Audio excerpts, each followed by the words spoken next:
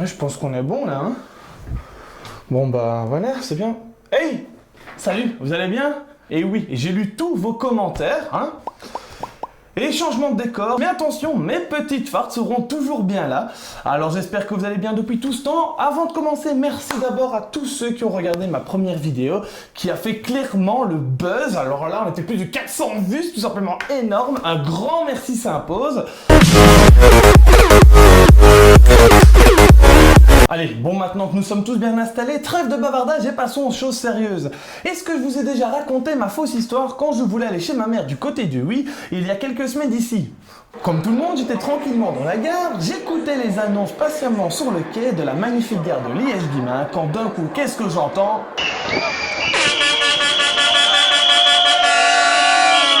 Et merde! La SNCB fait grève.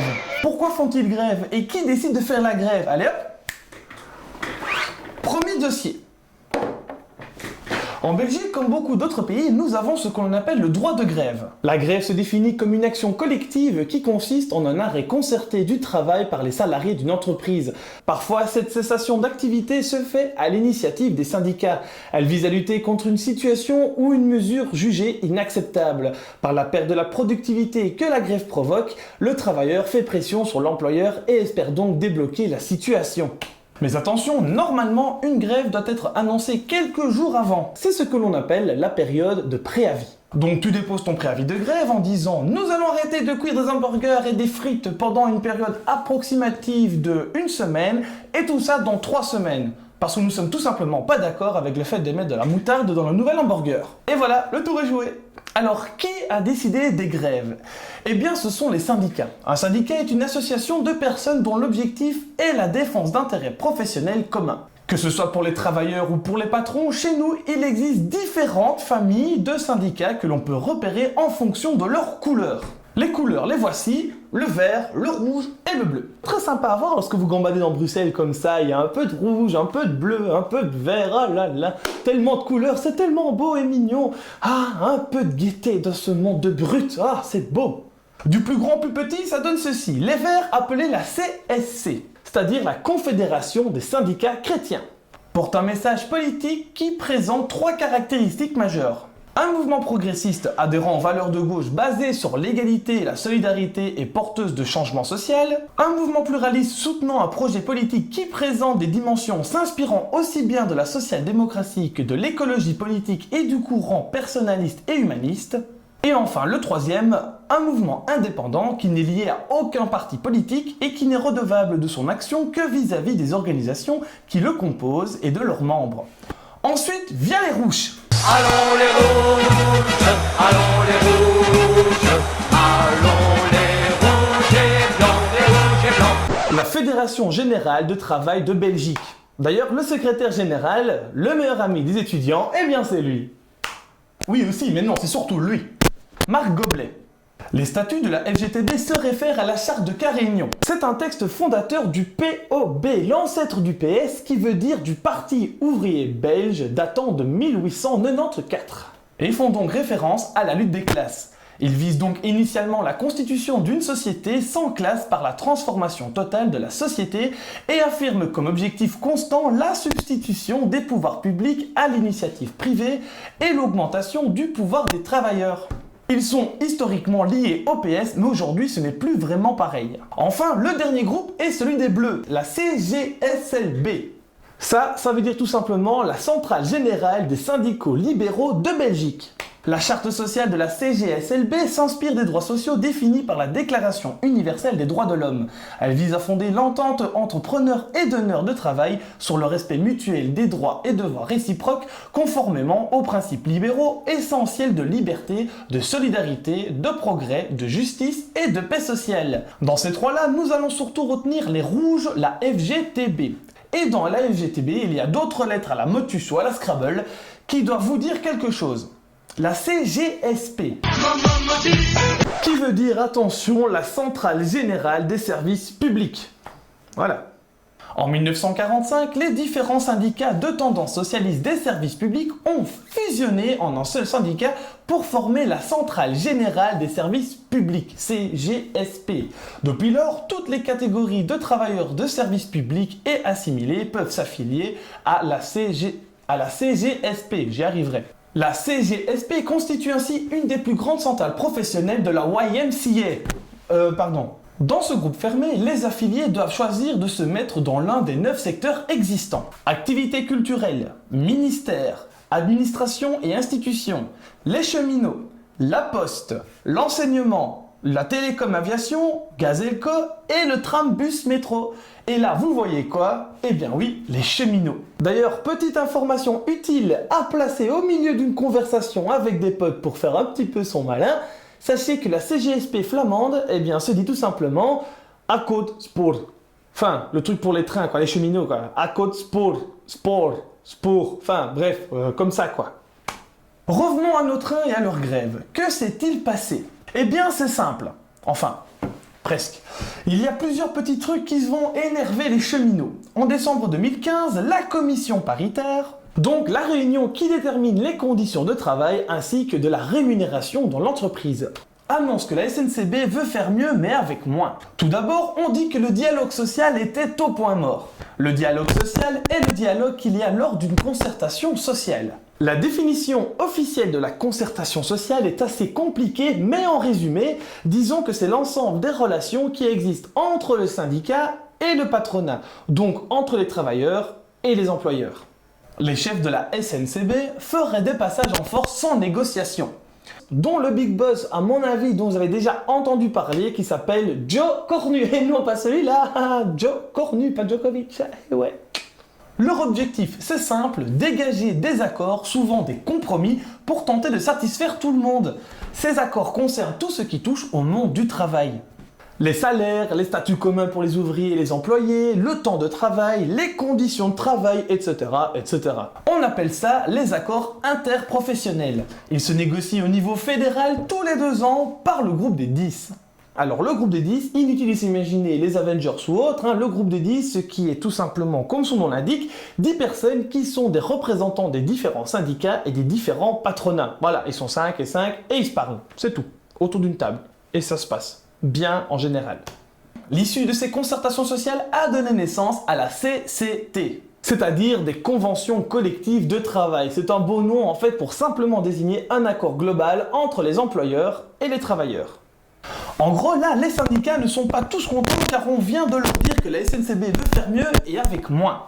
Ah ouais, donc c'est vraiment mal parti en fait pour les syndicats. Ils veulent être moins et faire plus, c'est ça, enfin, les mettre moins mais faire plus. Ah ouais, chaud quand même. Ouais, effectivement, ouais. Chaud quoi.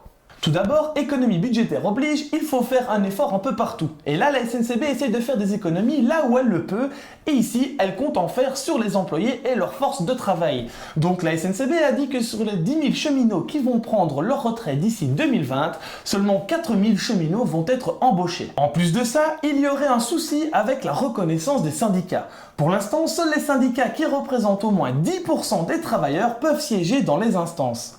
Galland, ex-ministre fédéral de la mobilité, voulait faire abaisser ce seuil en dessous des 10%. Ah oui, en plus. Ouais, quand même pas mal là. Et enfin, la goutte qui a fait déborder le vase est arrivée au moment où une lettre a circulé à propos de certains jours de congé que l'on appelle les jours de crédit, qui seraient en partie supprimés. Je m'explique car beaucoup de personnes ont parlé de ceci, mais c'est un peu compliqué, on va essayer de faire simple. Pour essayer de comprendre ces fameux jours de crédit, il faut remonter en 1996, car un accord avait été conclu à cette époque. Ah, les années 1996, souvenez-vous, j'avais 6 ans et il y avait tout ça déjà comme disque, et il y avait tout ça aussi comme film. Ah, tellement de belles années, tant de nostalgie. Ça fait déjà 20 ans quand même. Ça fait mal, hein? 20 ans? L'accord, le voici. Les cheminots travailleront 40 heures semaine, mais ne seront payés que 36 heures semaine. Quoi? Mais c'est normal qu'ils fassent grève alors? Mais c'est complètement normal! C'est assez spécial, mais attendez la suite. Lors de cette réunion, pour égaliser et rentabiliser leurs pertes, la direction a décidé de donner 13 jours de congé en plus, que l'on appellera les 13 jours de crédit. Donc, ils ont leur jour de congé normal, plus 13 jours de congé en plus. Ils sont payés 36 heures semaine, et les 4 heures supplémentaires qu'il faut leur payer a été changé en congé de crédit à raison de 13 jours par an. En résumé, ils travaillent 40 heures semaine, ils sont payés pour 36 heures, et avec les 4 heures supplémentaires qu'il faudrait leur payer, eh bien ça a été changé en jours de congé qu'on en appelle les jours de crédit qui correspondent à 13 jours par an. Voilà. Le problème, c'est que maintenant, 20 ans plus tard, la direction dit que ces jours de congé, pour les avoir, il faut avoir vraiment travaillé. Donc, il faut que ce soit lié au travail effectivement presté. Et pour les syndicats, si jamais tu enlèves tes jours de crédit, c'est comme si tu enlevais une partie de ton salaire. Alors attention, d'après la SNCB et la feuille qui circule, ils ne supprimeraient que des jours de crédit que l'on pourrait qualifier d'anormal. Je m'explique. Le circulaire dit simplement que si une personne prend 18 jours de congé, de maladie ou de congé, alors la personne perdrait un jour de crédit. Alors si jamais ils font ça, les travailleurs perdraient, d'après la Libre Belgique, en moyenne entre 2 jours et 2 jours et demi de jours de crédit. Donc ils auraient encore entre 11 jours et 10 jours et demi de jours de crédit. La SNCB avait donc fait une réunion avec les syndicats. La réunion n'a pas abouti sur quelque chose de bon et donc la SNCB a envoyé une lettre à tous les membres du personnel pour dire qu'elle allait commencer à supprimer ces jours de crédit et donc voilà quoi.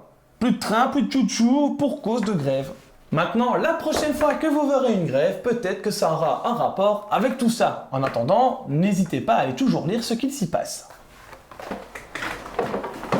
Et hop, sujet suivant. Le deuxième sujet, il est un peu délicat, mais vous n'avez pas pu passer à côté. Si je vous cite ces 3 noms-ci, peut-être que cela vous fera penser à quelque chose. Eddie Justice, Kimberly Morris ou encore Simon Fernandez. Ces 3 noms sont malheureusement des personnes que des familles et des proches pleurent car ils font partie des 49 victimes de l'attaque à Orlando. Pour ceux qui seraient passés à côté de l'info, eh oui, car l'air de rien, ça se peut encore que des gens décident de vivre dans des grottes. Mais si jamais c'est le cas, c'est cool, hein. Mais de temps en temps, mettez une petite tête dehors pour un peu savoir ce qu'il se passe et puis retournez faire popote et tout ça, quoi.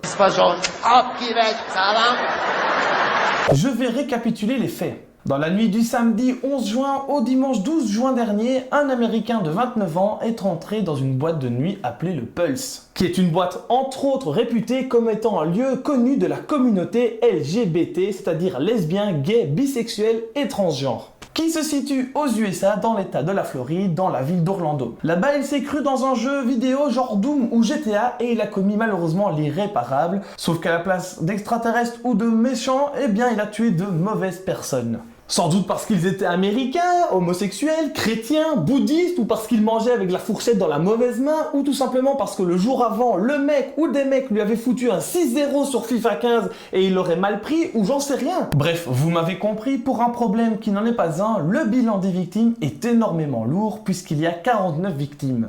Alors je pourrais parler de l'attaque islamique et faire des liens avec les attaques de Paris ou celles de Bruxelles. Je pourrais aussi parler de l'enrôlement des jeunes dans les forces de l'État islamique. D'ailleurs, petite info en plus, si un jour un mec un peu chelou ou une meuf un peu chelou viennent vous parler en parlant de la parole d'un certain Dieu et qu'il faut tuer des gens parce qu'ils ne sont pas contents et que ce sont des mécréants, eh bien envoyez-les un bon coup et ensuite prévenez gentiment les personnes compétentes.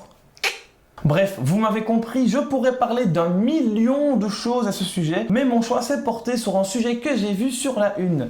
Plusieurs journaux ont soulevé d'ailleurs la question que l'on pourrait résumer comme ceci: est-ce que la facilité de se procurer des armes aux USA est un déclencheur de ce massacre? En effet, prenez ceci en exemple. Décembre 2015, dans un centre social à San Bernardino, en Californie, une fusillade a fait 14 morts et 22 blessés. Juillet 2012, il y a eu la fusillade d'Aurora dans un cinéma pendant le 3e film de Christopher Nolan parlant de Batman. Bilan, 12 personnes tuées et 58 blessés. En 1999, dans un lycée à Columbine, dans le Colorado, une fusillade éclate et fait 12 tués et plus ou moins 24 blessés. Le 14 décembre 2012, souvenez-vous de la fusillade dans l'école primaire de Sandy Hook, dans le Connecticut, avec 28 morts, dont malheureusement 20 enfants. Et maintenant, la boîte du Pulse à Orlando, en Floride. Alors qu'est-ce que toutes ces tristes informations ont en commun? Eh bien c'est simple, toutes ont été perpétrées avec des armes à feu. Alors même si à chaque fois c'est pour des raisons différentes, par vengeance, par folie, à cause de l'État islamique ou tout simplement pour d'autres raisons, bref, pour tout et n'importe quoi, nous sommes en droit de se poser la question suivante: Et si la manière de se procurer une arme aux USA était plus difficile, est-ce que cela aurait changé quelque chose? En gros ici, on parle d'un sujet très important pour les Américains puisque l'on touche à leur deuxième amendement. Le second quoi? Amendement. Allez hop, on sort le dossier. D'après le Larousse, ce serait une modification apportée à un projet ou une proposition de loi en discussion devant une assemblée délibérante. Les parlementaires ou le gouvernement disposent du droit d'amendement. Pour faire simple, peu après l'entrée en fonction du premier président des USA, alors comme ça de tête, je dirais George Washington qui fut élu en 1789. Une décision a été prise, celle d'ajouter à la Constitution des USA 10 amendements relatifs aux droits individuels. C'est ce que les Américains appellent le Bill of Rights ou la Déclaration des droits publiée en 1791. Elle comporte 10 articles très courts inspirés de plusieurs articles de la Déclaration des droits de l'homme et du citoyen. Par exemple, le premier dit ceci. Le Congrès ne pourra faire aucune loi relative à l'établissement d'une religion ou pour en prohiber une. Il ne pourra pas non plus restreindre la liberté de la parole ou de la presse, ni attaquer le droit qu'a le peuple de s'assembler paisiblement et d'adresser des pétitions au gouvernement pour obtenir le redressement de ses griefs. En gros, cet amendement garantit la liberté individuelle de manière générale. Alors ici, le deuxième amendement, lui, est très important, écoutez bien. Une milice bien réglée étant nécessaire à la sécurité d'un État libre, on ne pourra restreindre le droit qu'a le peuple de garder et porter des armes. Voilà. Comment le dire de manière plus simple? Eh bien, je vais plutôt vous poser une question. Que voulez-vous faire contre une loi ou un truc presque équivalent qui date du début de l'histoire des USA qui dit noir sur blanc, merci, que tout le monde peut porter une arme pour se défendre? C'est chaud quand même! Et ça fait partie de leur histoire!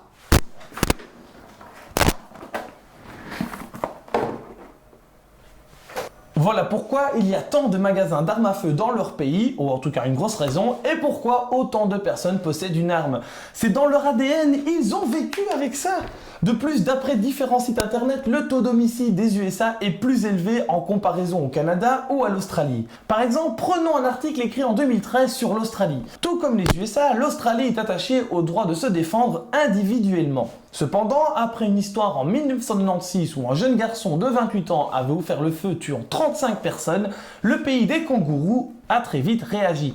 C'était la goutte d'eau qui avait fait déborder le vase pour eux. Le premier ministre australien de l'époque, John Howard, a décidé de faire un consensus politique sur l'interdiction des armes longues à tir rapide et des armes à poing. En plus de ça, le gouvernement australien lance parallèlement un vaste programme de rachat des armes désormais illégales et rend obligatoire la déclaration de chaque arme auprès des autorités. En un an, il y aurait eu 600 000 armes rendues, soit un quart du stock existant. Et depuis ce moment-là, 1 million d'armes auraient été détruites. Depuis ça, aucune tuerie de masse à l'aide d'une arme ne s'est produite en Australie, alors que dans les 18 années qui ont précédé ce choix, 13 tueries de masse avaient été recensées. Toujours selon l'article, les conséquences seraient fort encourageantes pour l'arrêt complet des ventes d'armes puisque les homicides commis avec une arme à feu ont diminué de 60% en période entre 1996 et 2010. Il y aurait aussi moins 35% sur les vols à main armée et le suicide avec une arme à feu a baissé de 74%. Donc tout ici serait bon à prendre. Mais attention,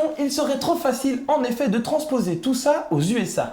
N'oublions pas que le pays de Tonton Sam a une histoire et une mentalité encore différentes de celle de l'Australie. Le droit de porter une arme n'est pas dans la constitution australienne mais bien dans celle des USA. L'Australie ne possède pas vraiment d'industrie d'armement sur son territoire. Ils n'ont pas non plus un équivalent à la NRA. Alors, la NRA, pour ceux qui ne la connaissent pas, ou la National Rifle Association, est un lobby américain, donc un groupe de pression américain qui veut promouvoir les armes à feu aux USA. Il y aurait plus ou moins 5 millions de partisans et elle est très importante pour la politique américaine. En effet, ce lobby peut apporter un grand nombre d'électeurs pour les élections américaines.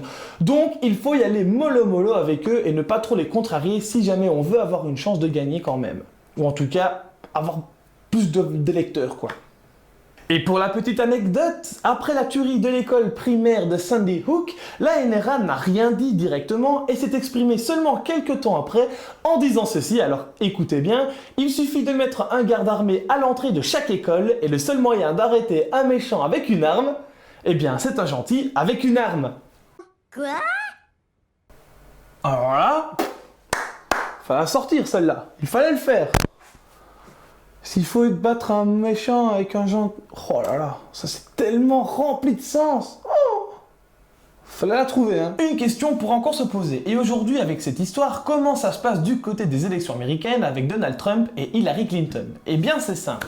C'est sûr et certain, maintenant, les questions sur la politique migratoire et sur le droit du port d'armes seront plus que jamais décisives pour l'élection du nouveau président des États-Unis d'Amérique. Clinton du Parti démocrate est sur la même ligne d'ailleurs que le président Obama.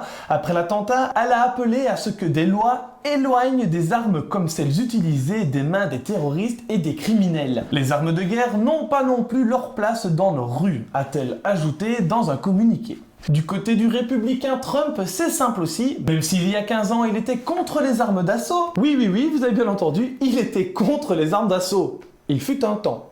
Eh bien aujourd'hui, il a changé complètement d'opinion puisqu'il a promis d'abroger dès la première heure de son entrée en fonction les décrets signés par Barack Obama sur le renforcement des réglementations. Alors dans un pays où les homicides par arme à feu est estimé à 30 000 morts chaque année, quel avenir l'attend? On n'est pas à l'abri d'un changement soudain de mentalité, mais ce qui est sûr, c'est que dernièrement, une cour d'appel fédérale américaine a affirmé que porter des armes dissimulées n'était pas un droit inscrit dans la Constitution, à moins de présenter une raison valable. Hé, aux USA, faut pas déconner non plus, hein? Oh, cool, hein? Une décision prise dans le 9e district saluée comme une victoire par les partisans d'un plus grand contrôle des armes à feu aux USA. Si vous désirez voir un petit reportage d'ailleurs à ce sujet, n'hésitez pas à regarder celui de la RTBF ou celui du Petit Journal avec Martin Veil. Tout est dans la description ici en bas ou en commentaire, je ne sais pas.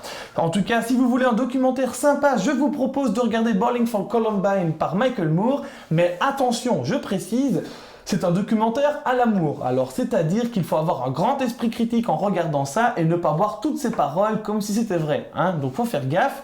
Il manipule un peu, mais bon, voilà, c'est quand même sympathique et ça mérite quand même de mettre un petit sourire. Et bien voilà, c'est tout pour ce deuxième sujet. J'espère que vous avez appris quelque chose. On va ranger vite fait la farde hein, dans cette petite armoire qu'on va remplir au fur et à mesure. Bon, elle est déjà bien remplie, hein, mais on va continuer à bien la remplir dans les fardes. D'ici là, eh bien, faites gaffe à vous, continuez à bien vous informer, continuez bien à regarder ce qui se passe un peu autour de vous. N'hésitez pas à commenter la vidéo, à la partager, à la donner à vos amis, à vos petits frères, à vos sœurs, à des copains, à vos tantes, à vos oncles, à vos grands-pères, vos grands-mères, bref, à tout le monde. Moi, ça me ferait plaisir si jamais vous pouviez lâcher un petit commentaire pour savoir ce que vous en avez pensé. D'ici là, abusez bien des barbecues, faites gaffe à vous, profitez bien des vacances. Moi, je vous donne rendez-vous dans quelques semaines pour de nouveaux sujets. J'espère que ce format vous a plu. Et d'ici là, comme dirait monsieur Bruce Ben Amran ou un truc du style, ben bref, monsieur y pensez, prenez le temps d'y penser, mais cette fois-ci, on va le faire à la sauce 4e pouvoir. N'oubliez pas que le 4e pouvoir, c'est l'information. Alors faites gaffe à ça. Ciao!